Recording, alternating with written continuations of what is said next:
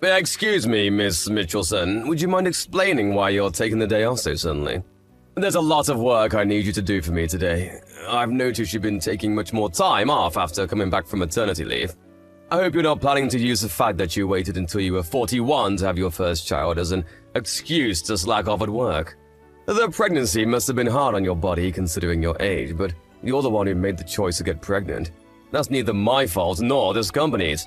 I understand that you must be happy after finally conceiving after being married for 15 years, but you still have your responsibility to this company. This is your job. I expect you to do it. Good morning, Mr. Sanders. I'm terribly sorry for calling in with such late notice. If you've got time to apologize, then you've got time to work. I explained the reason I took the day off to Nancy. She's the one who answered when I called in the morning. My daughter suddenly got a high fever.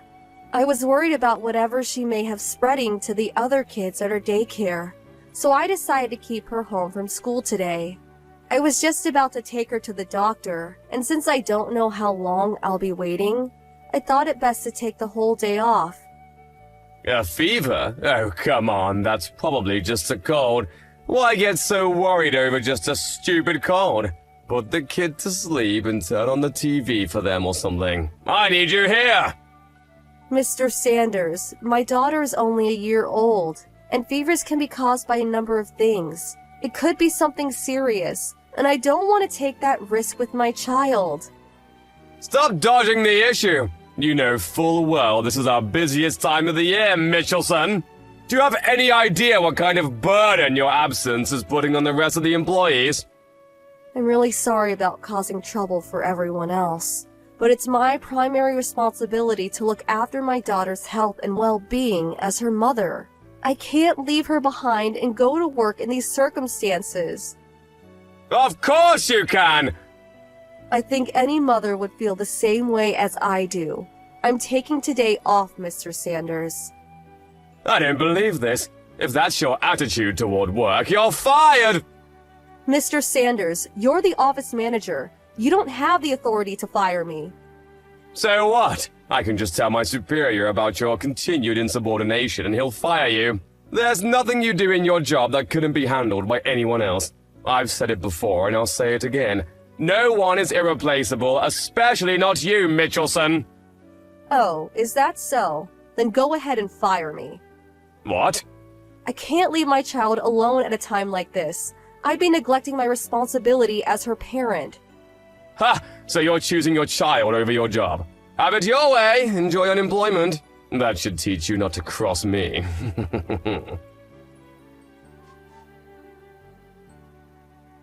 Hi, Megan. How's your daughter doing? Much better, thank you. The doctor prescribed us some medicine. She's sleeping soundly right now. That's great to hear. Thanks for asking. By the way, Mr. Sanders came into the office earlier and said that you were fired? I thought you were just taking the day off to care for your daughter. Did something else happen? I was so shocked to hear that. I'm sorry to have worried you, Nancy. He said that he'd fire me if I put my daughter first, so I told him to go ahead and fire me.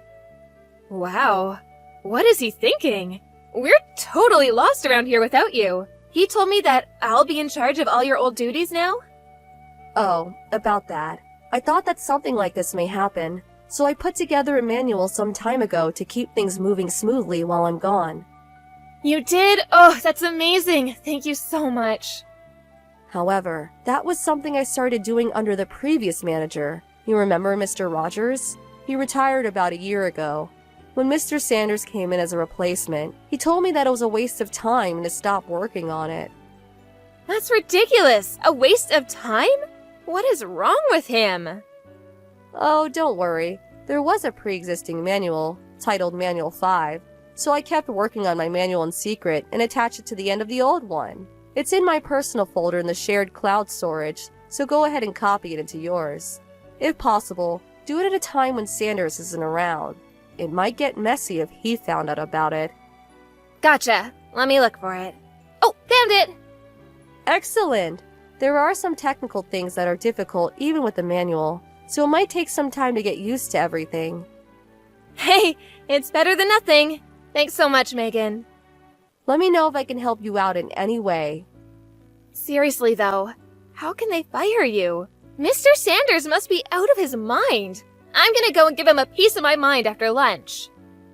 Nancy, it's okay. Calm down. I don't want you to go getting yourself in any trouble. Don't worry about me. I'll be fine. For now, I think it's best if you keep your head down. But Megan... It's okay, Nancy. Do you think I would just let myself get fired without having a plan in mind? A plan?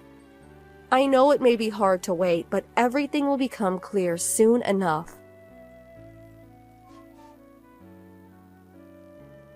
Hello, Miss Mitchelson. Would you mind coming back to work right now? It's a mess over here.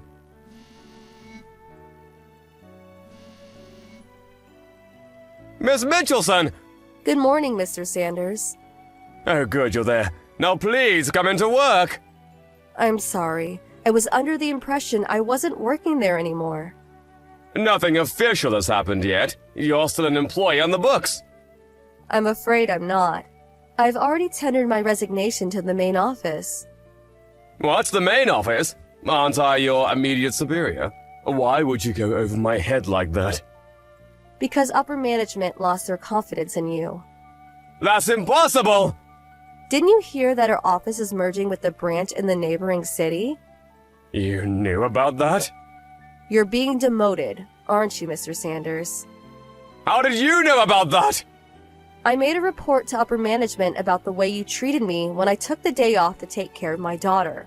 They called me in to personally apologize, and they told me everything. They apologize for what? I didn't do anything wrong! In the middle of the corporate push to support employees with young children, you tried to force me to come into work rather than take care of my sick daughter. And when I refused to come in, you told me to, quote, put the kid to sleep and turn on the TV for them or something. That's quite an irresponsible thing to say, don't you think? And to top it all off, you told me I was fired when you had no authority to do so. But why would they shut down the whole office? If you don't understand why, that just goes to show your incompetence as a manager. What do you mean? Not to blow my own horn, but I was carrying quite a lot of weight on my back at that office. When I became pregnant and was about to give birth, I talked to the previous manager, Mr. Rogers, and decided to start making a manual for my job. Unfortunately, Mr. Rogers retired due to an illness. And when you took his place, you told me that the manual was, quote, a waste of time, and told me to stop working on it, even though I was just a few days away from completing it. I finished it in secret anyway. You kept working on that stupid thing? Even with the manual, though, my job is highly technical and difficult for an inexperienced person to pick up in a short amount of time. In short, you fired someone who was doing a job that no one else at the office was capable of doing. I did. And as a result, the company was unable to find someone who they could train to do that job. The office's performance declined precipitously to the point that even ordinary work could no longer be done. So, upper management swiftly took action and decided to merge our office with the one in the neighboring city, where they do have an employee capable of and experienced in doing my job. Why don't you just come back to work then? That'd solve everything. I'm afraid I can't do that. Why not? While the circumstances are unfortunate, I had been planning to retire for some time now. You were? My husband is set to receive a substantial promotion at the company he works for, and as a result, we're moving to a location that's too far away for me to continue working there. I was just about to speak to you about this when you made the decision to fire me. Oh no. So, it looks as though the merger is inevitable at this point. I can't believe it. Why is this happening to me? Where's the manual? You finished it, right? Where is it? Wouldn't you like to know? If I can get my hands on it, we might be able to avoid the merger. I'm sorry, but I've already handed it over to upper management. No! When I told them, I gave it to Nancy. They said they would greatly appreciate me giving it to them to use at the new location. They were quite happy to receive it. No way! What about me? What am I going to do now? That's something you'll have to think about on your own. I climbed all the way up to office manager. I'll be going now. I was on my way up! I was going places! Do take care of yourself, Mr. Sanders. Farewell. I was the office manager!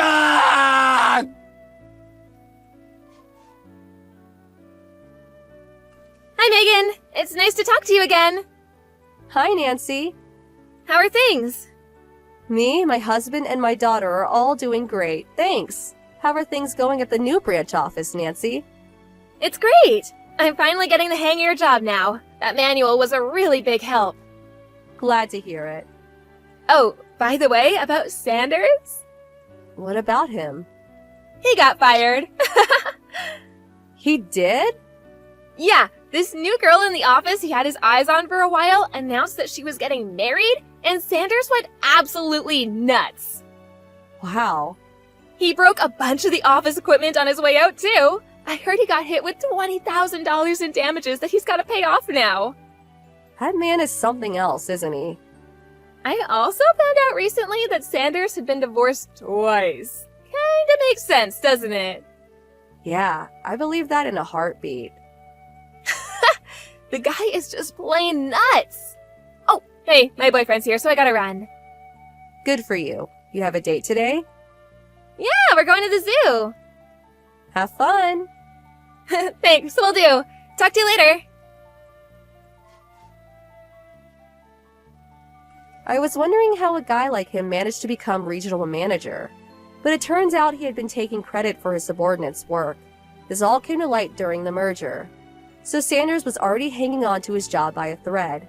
Then when he had his outburst in the office, it was all that upper management could take and they got rid of him.